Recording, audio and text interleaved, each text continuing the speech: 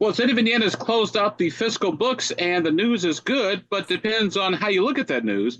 So, join us on the Newsline to talk about that and some other things is our good friend Stephanie Wells, the head of the Indiana Fiscal Policy Institute, head of the sort of the nonpartisan, bipartisan, tripartisan, nonpartisan group of fiscal people. So, Stephanie, thank you very much for being with us. Always good to chat with you. Hey, Abdul. Thanks. Nice to be here.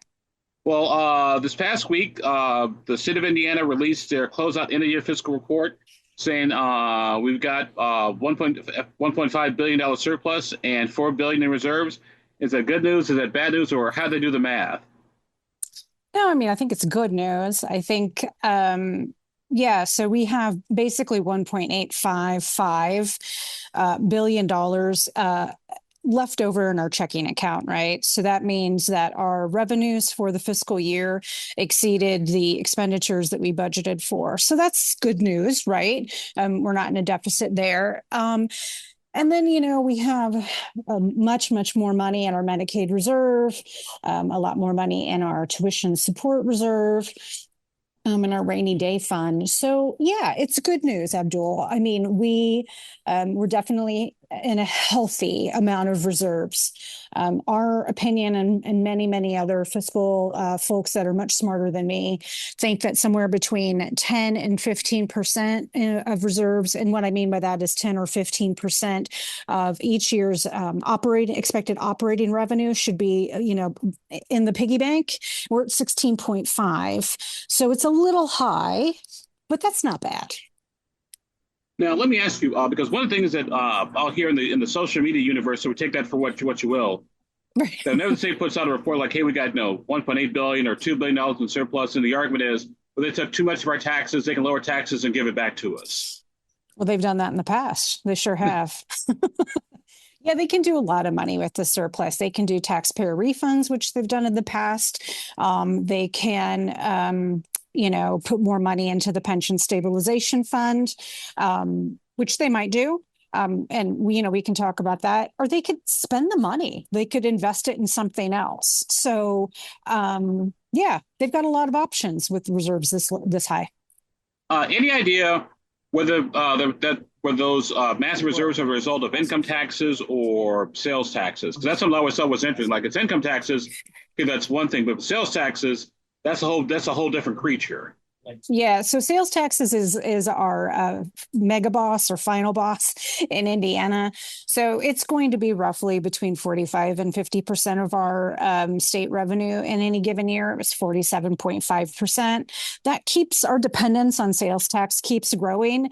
And because we're phasing down the rate of state income taxes, not local income taxes, but because we're phasing that down over time, we're still making a lot of money in income taxes, but it's closer to, I think, 30%, 37%. So what should the state do, or what would you if I was the governor, I could like, hey Stephanie, we got 1.8, we got an extra $2 billion in the bank. Our reserves are $4 billion. We only need about two. What should we do with the rest of the what should we do with the leftover stuff? So as you know, I don't advocate for any particular policy, Abdul, but what I would say is that things are looking really good. Don't monkey with it in any way that we're going to wish you hadn't done later, right? So I think this might be a great time to study. We had a wonderful state and local tax review task force that met over 2 years, a couple of years ago. And you know what they said? We have a great tax system, right?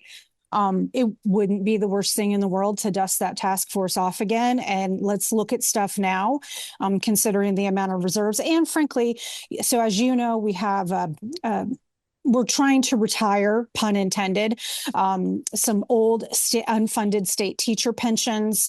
And we're getting close to doing that in the next couple of fiscal cycles. So if we're going to have reserves like this, we need to think about, as a state, is that tax cuts, is that taxpayer refunds, or is that investment in something that's really important to Hoosiers? And this is a good time to start thinking about it, right?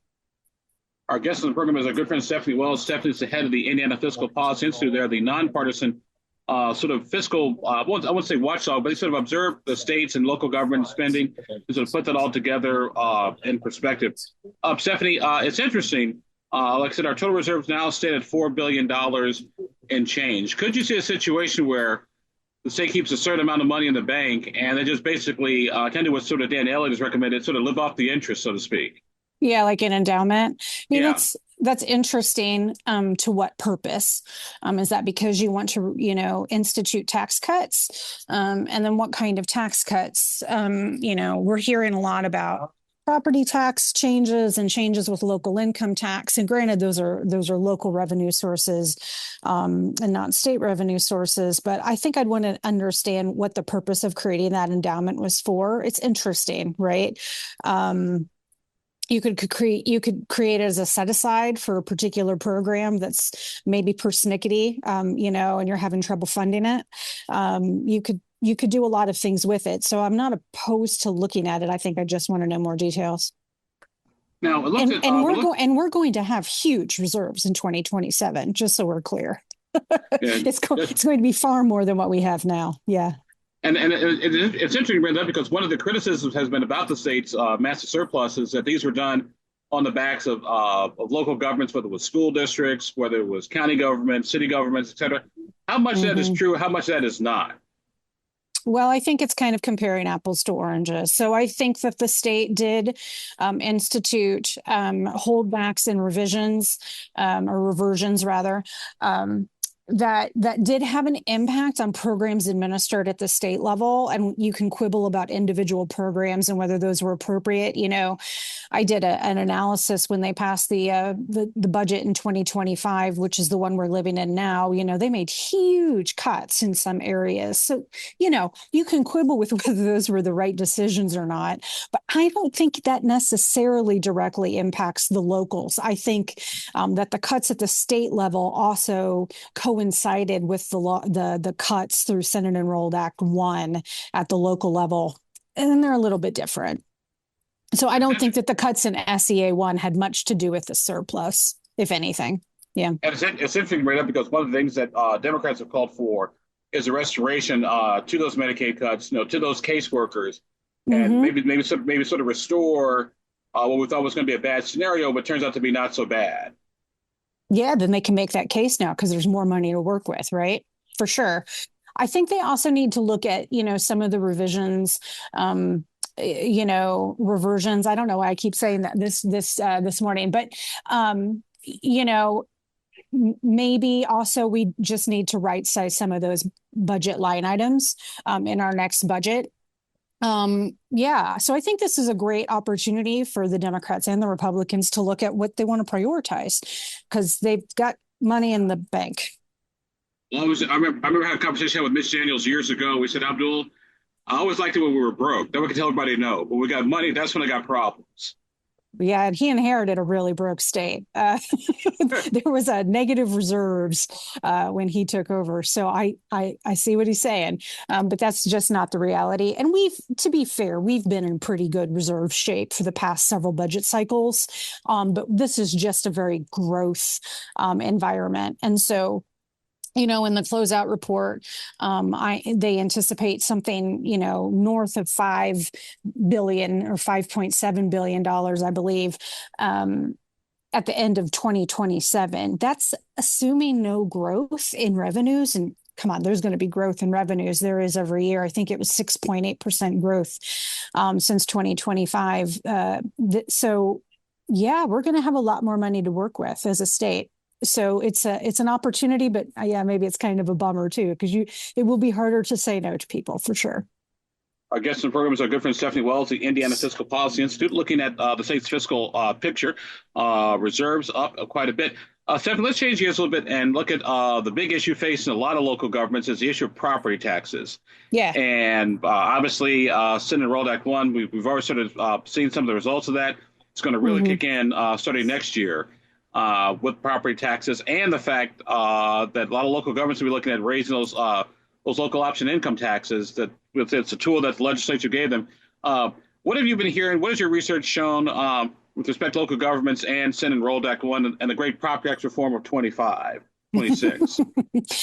Well, we did some analysis in late 25, so at the end of last year, that showed that property taxes were still going to go up for your average Hoosier homeowner, right? They were just going to go up less than they would have with Senate Enrolled Act 1. So my perspective is that homeowners saw a minimal a minimal amount of remedy, and local units saw a huge cut in funding to them. And then I think the other thing that maybe we don't talk about, and again, I'm not advocating for one over the other, but when you're becoming more dependent on income taxes, you are taxing working families, and property taxes, like them or lump them. It's more of a wealth tax. So I do think there's the impacts to different kinds of Hoosiers haven't been fully studied yet, but it's going to be something that we're going to be looking at, because it's really important, right, to understand how those tax changes impact decisions made by Hoosiers. So about whether they want to live here, whether they want to stay here, where they want to work. Yeah, I think all those things are really, really important. And here's the other interesting too. I'd love to get your thoughts on this. Is the impact of Senate Enrolled Act 1 on renters, not homeowners, because the homeowners can actually will obviously see a cutting their property taxes. But if you're a renter, you pay your property taxes through your rent. And so I don't necessarily if anybody's rent is going to drop or decrease, but then you also pay more in income taxes. Yeah.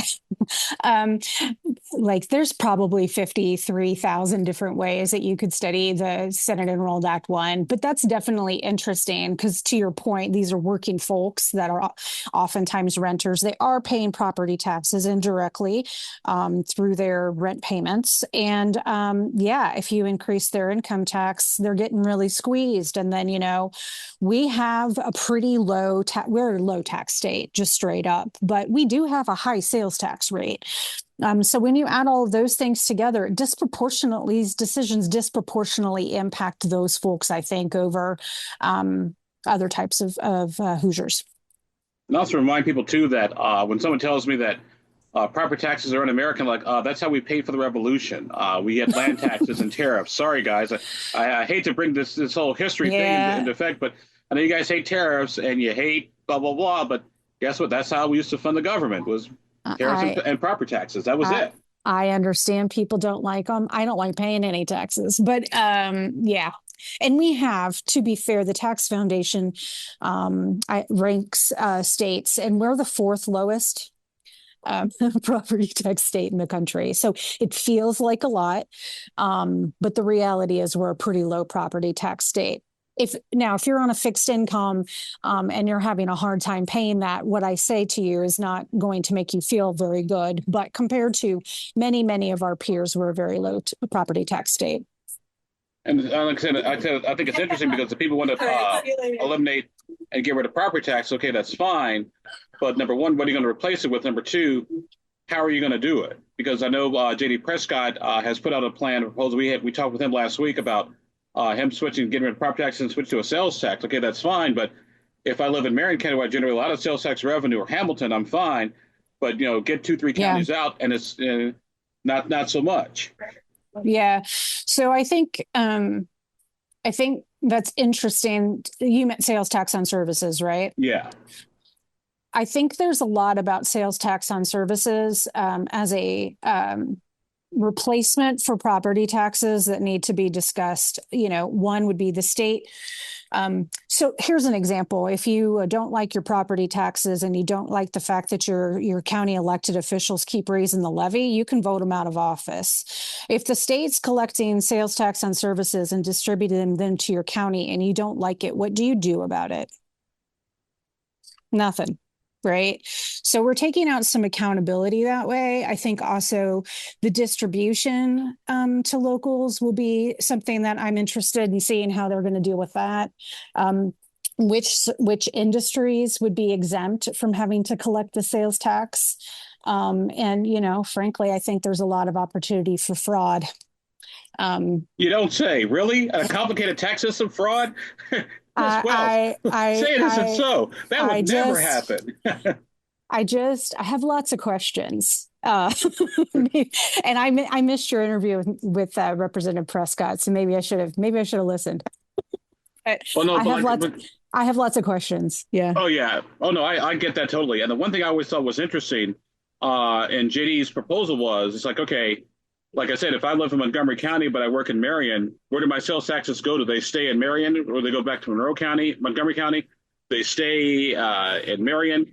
Is it a Hmm. 60-40 distribution split? But if I'm paying it's 80% of the bill, why should I get back 60% of the money? There are tons of questions in there that'll call for full exploration come next session. Let's put it that way. And if they pass that, Abdul, you and I both know they will tweak and argue and change that distribution formula every single time they meet as a General Assembly. Yeah. And the fun part Right. is on sales tax exemptions, like, well, I don't care, no, no plumbers, car repair, fine, but just Hmm. don't tax the lawyers. We're taxed enough. Thank you very much. Leave us alone. But then again, how do you do the service? Is it a quick consultation fee, 500 Hmm. bucks, or is it okay? We got to sign a contract, or hey, I'll pay you $50 if you can answer my question. Like, sure. I mean, the Man, oh man, there's a lot, right? There's a lot of complexity there. Uh, they figured out how to collect property taxes. This would be a huge change, not a small thing. Yeah. And by the way, and Stephanie Wells with us on the program for a few more minutes. Stephanie, if they do decide to tackle the property tax issue the next session, obviously it would make a lot more sense to it because there's a budget going on. Yeah. Um, how many there's limited property taxes, there's blend, there's switched income, there's sales. I mean, the the possible combination is like an old Rubik's cube. $30 million combination, but only one actually works. Yeah, I don't really know. I think I just kind of keep going back to, our rankings nationally and what the state and local tax review task force said. That's a mouthful, isn't it? A couple years ago, we've got a pretty good tax system. It's fairly equitable. We are a little over dependent on sales tax, but and our local income tax isn't seen as really great by many tax experts, but all in all, it's pretty low tax, and you start messing with property tax, and then you come up with I mean, it needs to be very thoughtfully done. Very, very thoughtfully done. I think there will be lots of unintended consequences if they make large cuts to property taxes. It reminds me of that old whack-a-mole game. Okay, I can hit over here, but then it's going to Hmm. pop up some other stuff over here, and that's what you're doing the whole time. You're trying to Yes. reform the system. Yes. And it will impact different kinds of Hoosiers differently. So, a sales tax, whether you like it or not, it is what's known as a regressive tax system. And we have old research from Mike Sell on this. I think from 2015. I mean, low income folks spend more of their paycheck on consumption, and it will impact them more. So if we expand that sales tax system, yeah, it's going to hurt different kinds of people differently. Stephanie Wells with us for a few minutes for a few more minutes on the program today. She is the head of the Indiana Fiscal Policy Institute. So the nonpartisan, I won't necessarily say watchdog, but nonpartisan observers Yeah. of Indiana state, local tax policies, and sort of put policy and research papers together to let people know how this impacts the state, and more importantly, how it impacts you and your pocketbook. It's interesting, Stephanie, because in addition to the property tax conversation we're having, people finally welcome and like, hey, Indiana has a lot of government around here. Maybe we should look at some Yeah. sort of consolidation. Back in my home state of Illinois, they finally started to look at township government, believe it or not. I was like, wow, you guys thought Indiana had a lot of local government. You ain't seen nothing yet. For sure. Yeah. Go ahead. No, I agree with you. So I'm not necessarily pro consolidation, but I do think that on our radar for the next probably 12 months, we will be looking. You might remember this. There was a thing called the Kernan Shepherd report that was done, during Mitch Daniels' tenure, and 20 years ago. yeah, about potential, local unit consolidation. We haven't done a lot of that. There are reasons for why we have, why we haven't done a lot of that. I think that would be interesting to revisit. And the reality is, if local units are continued to be given less opportunity to raise revenue, consolidation is going to be something that's going to be continued to be discussed. So it's relevant. I don't know that it's something that's going to happen in this next budget in 2027, but I think it's something that we need to be thinking about, to your point. And to give you an idea of just how brilliant Mitch Daniels was back then as he is today, he sort of gave lawmakers two choices. A, you can consolidate government, or we can do property tax caps. Which do you prefer? And they took the property tax caps like suckers, because guess what? Because now eventually you're going to starve the beast slowly but surely. So, Yeah. It's and the one thing I do also want to talk about, we're going to be talking about this in an upcoming event that we're having, but we'll be talking about. I do want to. I'm not an expert on local municipal finance, but a lot of our schools and a lot of our local units of government have bonds based on property tax revenue. And they need that in order to build and to continue operating, to meet the needs of their citizens. And if we move away from a property tax system, it's going to be, if they can get financing, it's going to be much more expensive. So that's another thing that I just wanted to make sure that we talked about, because we're going to be diving into that a little bit at our upcoming event in September. And I think that's something we need to be talking more about. Yeah, because if I remember correctly, the two types of bonds a lot of local governments do is either the standard bond, based on property taxes, or quote unquote revenue bonds, which are based on revenue. And I think the revenue bonds have a much higher interest rate than the property tax bonds do. They do, partly because and property tax is really easy to forecast. It's consistent. You know how much you're going to be, give or take, right? You know how much you're going to be taxing next year and 10 years from now. And, income tax revenues a little more all over the place. So, yeah. So you're going to pay more on a revenue bond. And by the way, speaking of bonds, one thing that's also popped up is the issue of referendums. I believe I saw a story recently that there are more referendums taking place today than there had ever been. Like, well, duh, what do people think? Schools, they say they need the money, so they're going to go ask the voters for more money. Yeah, I've not been tracking that, but I've heard that from everyone I talk to on this issue. So sounds about right. and here's the other interesting point I want to make about referendums. And Steph, I'd love to get your thoughts on this. It's not so much from the fiscal perspective. Obviously, the school districts need more money. For me, a referendum is symbolic of the relationship between a school board and its constituents that it serves. 1,000,000%. If people like the school district, they believe in the school district, think the school district needs more money, they will give. But if they think the school district being mismanaged, it won't happen. It's when people try to figure out this out, like, folks, it's Occam's razor. It's a simple explanation. If you like the product, you'll pay for it. If you don't like it, you won't pay for it. 100%. And it goes back to what I was saying about accountability, right? Yes. If the voters think that the school is doing a good job and needs more resources, they will pass the referendum. That's great, right? That's the way it's supposed to work. Yeah. And by the way, for school districts that don't get to referendums, could we possibly see maybe talk of school consolidation, which I know people have hated for years and years and years? It may just be the only thing that lets the school district survive. Yeah, I think that's possible. I mean, again, probably not into the 2027 budget session, but yeah, I would imagine. Yeah, we've had waves of school consolidation in the past. So yeah, I mean, it's possible. Stephanie Wells with us for a few more minutes on the program today. Steph, I want to get your final thoughts as we get ready to wrap up our conversation here. Not so much on the politics, but the policy behind the wheel tax, which has caused a whole bunch of consternation.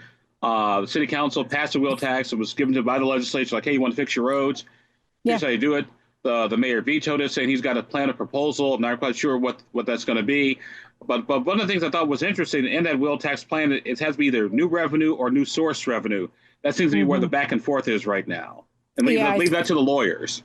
I think that's right. My non-lawyer civilian reading of this, who used to work at Legislative Services Agency and had to interpret bills, is the plain language on the bill that gave Indianapolis the ability to raise that wheel tax and to get the match was, you need to raise your wheel tax to get the match.